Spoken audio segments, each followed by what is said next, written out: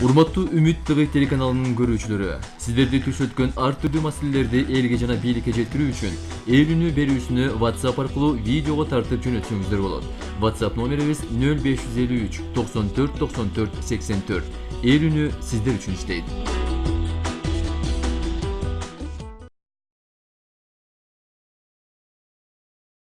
Бишкек шаарынын тургуну Борборуздагы банктардын биринде өлкөнүн аты туура эмес жазылганына нааразы. Ал тиешелүү тараптар көңүл буруп коюусун өтүнөт. Кыргыз элим Халкбанк бул жерде жазылып турат. Халкбанк кыргын стан деп турат. Бул эмне шылдыңдаганы или эмнеси? Бийлик өкүлдөрү карап койсоңор. Бишкек шаарындагы Алмата жана Муса Жалил атындагы көчөлөрдө таштанды таштоочу урналар жок экендигин көрүүчүбүз билдирет. Ассаламу алейкум всем. Здравствуйте. Посмотрите. Пожалуйста, поставьте здесь мусорные урны. А то некуда уже мусор кидать. Бишкек Токмок каттамындагы автобекетте айдоочулар эрежени сактабай аялдамага чейин туруп жүргүнчүлөргө ыңгайсыздык жаратып жатканын айткан көрүүчүбүз кезекте видеону жиберген. Мына эл үнү. Бул Токмок Бишкек Токмок каттамындагы автобекетте турабыз да азырчы. Ушул жерге ушундайынан машиналар туруп алышыптыр.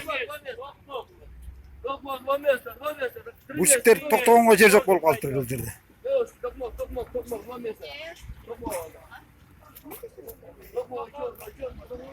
Каягынан барып маршрутка тосто кылып бизге.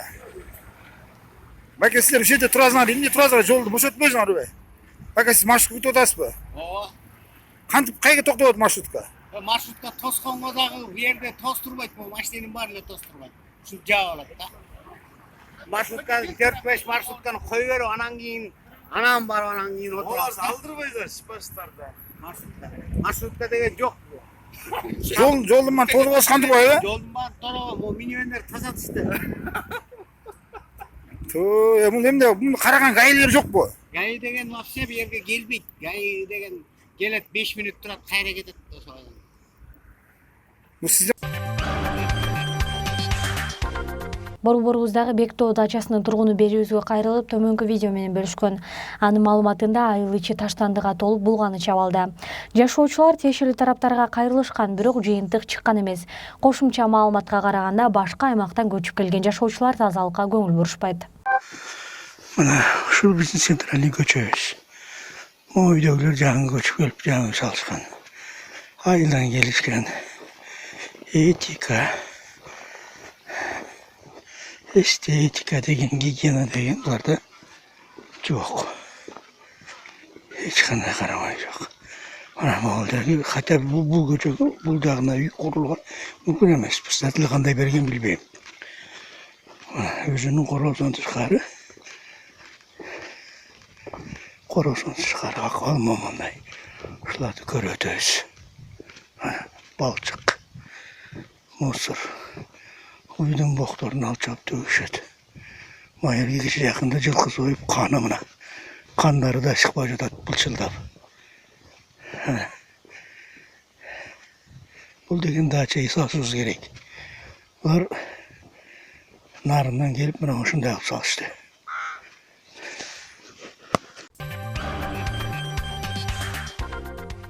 Ош облусунун жашоочусу Маселеев көчөсүнүн абалына нааразы. Анын маалыматына таянсак, 1 жыл мурун оңдоо иштери башталып, бирок аягына чыккан эмес. Мына Домбута жактагы БИМ университетинин тушундагы жол казып таштап аткан 1 жылдан ашты.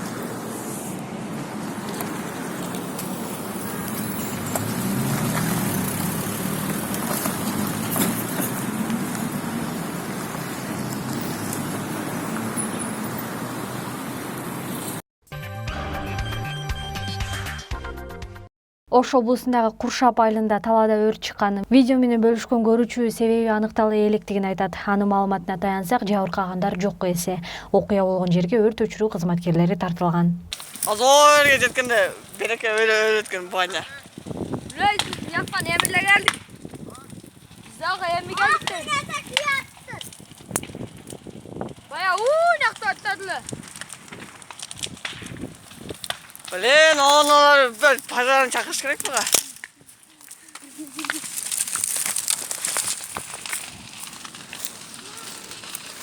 Yaman ne geçen hafta. Ya ona kıyı takma ona ne? Otundan salkar ama mallar yaman girer. Baytamlar cama kadar kadar. Zaten cama kalsın.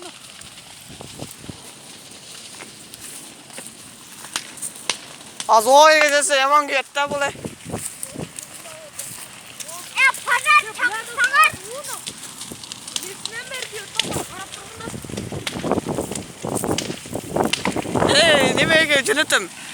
Ümit tuğa. Kesin. Nime? Elini ne?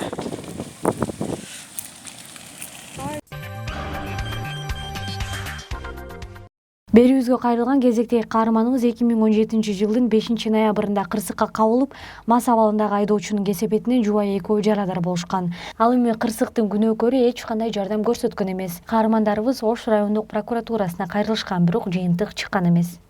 Саламатсыздарбы? Үмүттүү каналынын Эл үнү телепередачасы. Мен сиздерге кайрылуумдун себеби өткөн жылдын 2017 жылдын 5 ноябрында катуу кырсыкка кабылдык биз. Ош облусунун Ноокат районуна караштуу Жийде айылына карап кетип атканбыз. Өзүмдүн Мерседес 190 үлгүсүндөгү автоунаам менен аялым экөөбүз кетип атканбыз. Ошо Жийде айылына жеткенде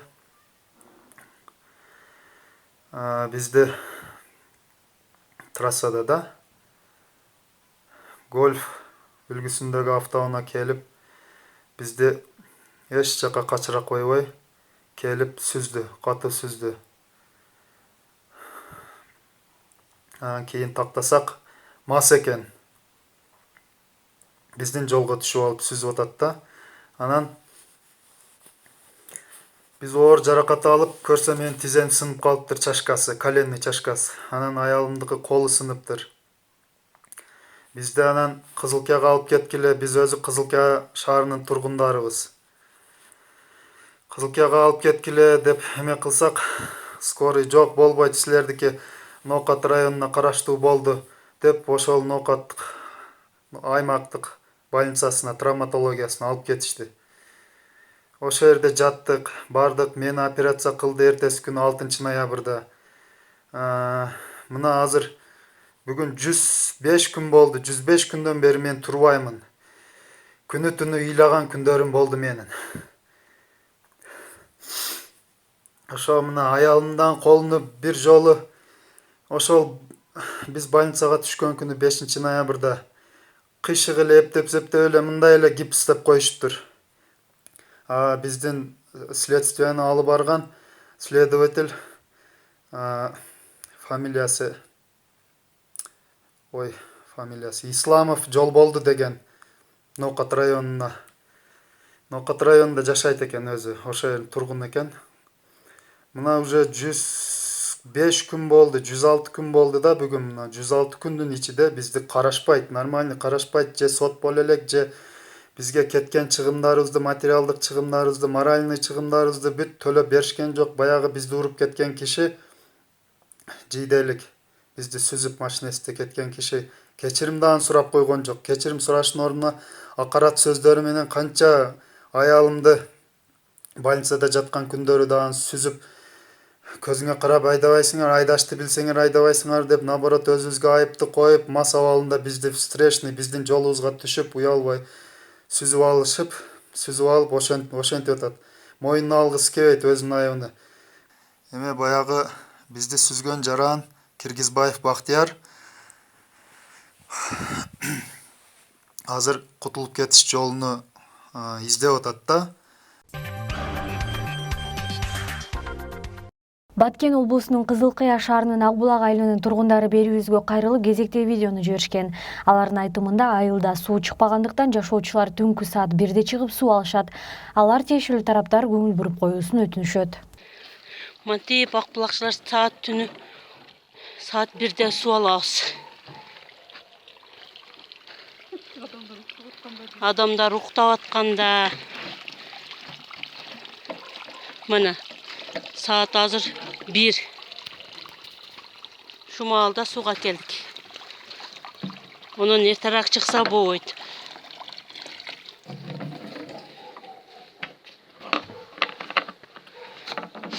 Safkoz, Ortakışlak, Teşigarık degen yerler var.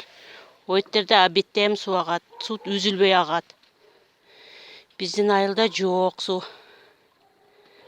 Maneke көрүңүздөр.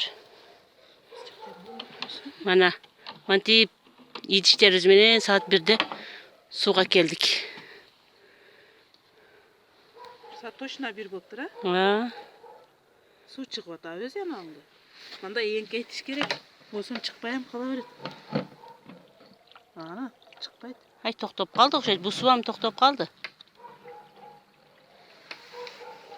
Неме менен келсек апта, ойбайчан. Bu suam zorga çıgat. Gündüzgü saat 6'da çıgat. Saat 7:30'da toktayt su. Karаңгы түндө su alabız.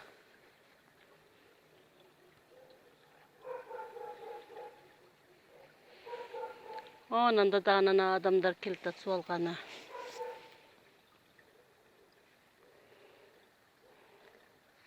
Ак Булактагы элдердин үнүн уккан адам жок.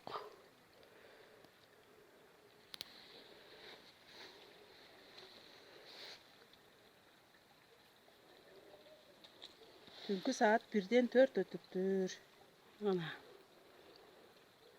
Ушул малда ким суу алат? Өзүңүздөр неме кылып көрүңүздөрчү. Бу малда бардыгы ширин уйкуда уктап аткан болот. Ак Булактын эли мантип saat 1-де суу алат. Мынаки көрүп коюңуздар. Мынадан сууга келишти адамдар. Аз гана агып атат булам.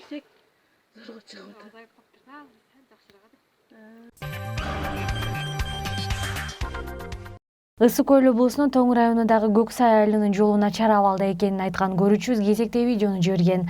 Ал тиешелүү тараптар көңүл буруп коюусун өтүнөт.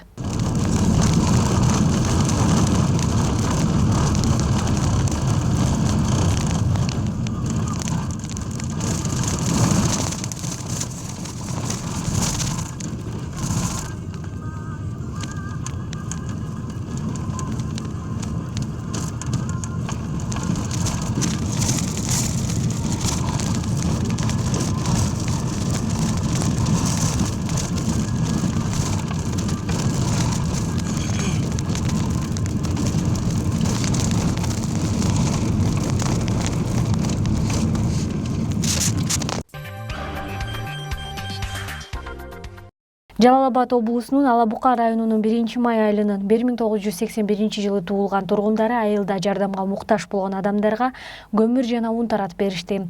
Бул маалымат менен аймакты көрүүчүбүз бөлүшкөн.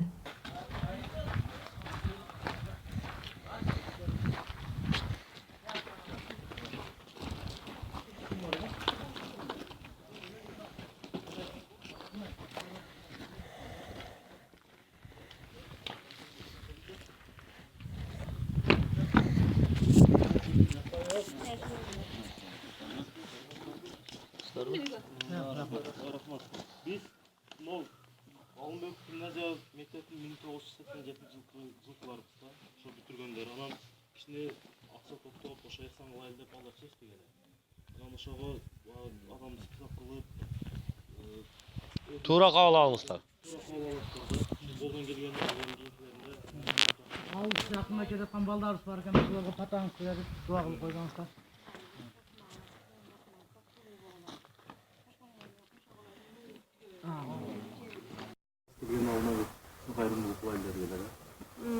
Jardam kıldыңар bunu. Ananı. Aynurlar arbaga razı olsun sizlerden. Men ham sizlerge жақсылап қатам берейін. Ömrüңер uzun bolsun, özüңer жайық болsun. Özüң öne uruşlarыңарды уайым көріп, бақытлы чалдар болып жүргіле. Урматтуу Үмүт ТВ телеканалынын көрүүчүлөрү, сиздерди түшөткөн ар түрдүү маселелерди элге жана бийликке жеткирүү үчүн ээлүүнү берүүсүнү WhatsApp аркылуу видеого тартып жөнөтсөңүздөр болот. WhatsApp номерибиз 0553 94 94 84. Ээлүүнү сиздер үчүн иштейт.